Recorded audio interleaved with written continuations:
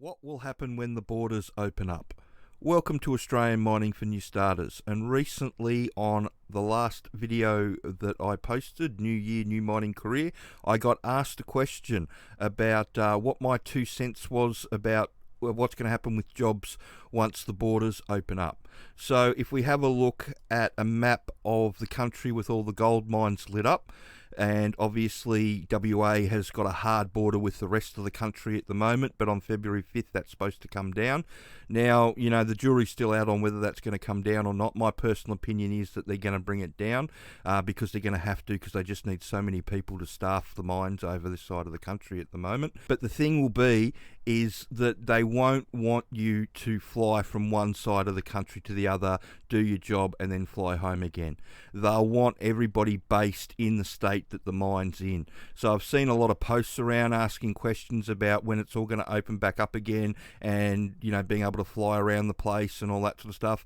You know, the answer to that, my feeling is that it'll never go back to the way it was before, or it'll take a good 5 years before employers are comfortable enough to let people fly around the country again. Obviously there'll be exceptions, so if foremen, shift bosses, project managers, underground managers, surface, you know, the top jobs, they'll often get flown around the country.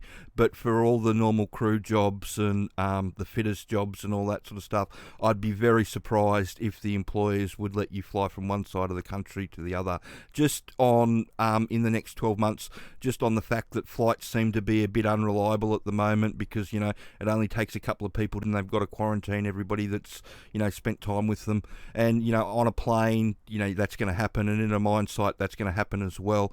So they're going to try and do everything that they can to keep you from travelling too much and going too far away from where the job is. So my rule of thumb moving forward is that if you want the job, you're really going to have to go to the state that the job's in.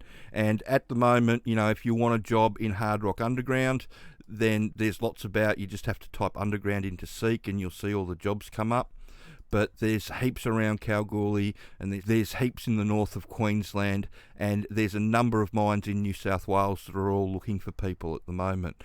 But that's my 2 pence on it, you know, or my 2 cents on it, is that I think that they'll open the border on February 5th, but I don't think that the employers are going to let you fly from one side of the country to the other, do your 2 weeks and then fly home again.